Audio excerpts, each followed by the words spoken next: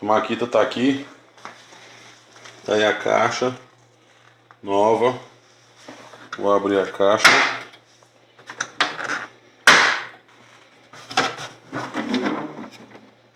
Tá aqui, tá com o manual também. Tudo certo. Aqui tem um disco lacrado, nunca foi usado, que eu comprei na Alemanha. M-Force.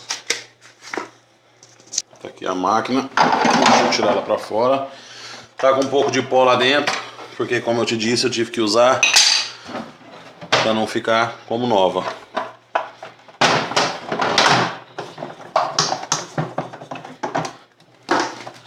Aqui tá ela. Tem um pouco de pó aqui, a gente já colocou. Mas como você pode ver,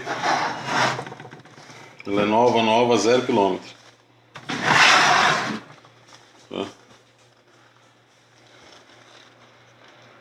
Inclusive tem até a chavinha dela aqui, ó, pra trocar o disco, viu?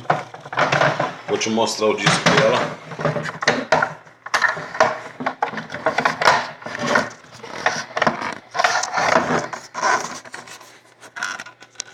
Esse é o disco, ó, tá vendo? Novo. Deixa eu girar ele. Não tá girando. Aí você pode ver, ó, que os dentes são todos novos.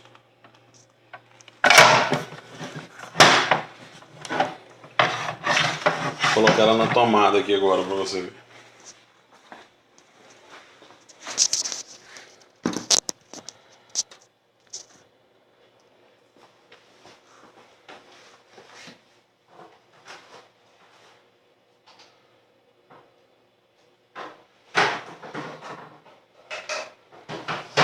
Aqui.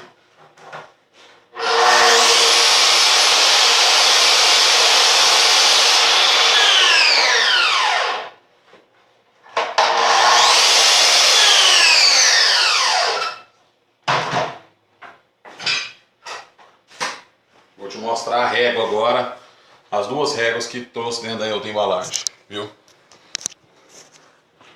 Só não repara a bagunça do quarto. Tá aqui.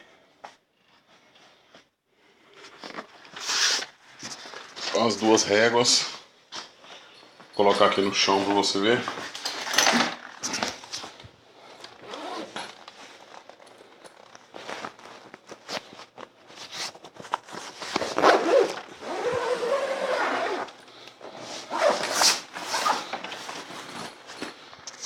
As duas réguas, 0 km, tá bom? Agora eu vou mandar o vídeo para você e depois você me confirma, tá bom? Obrigado.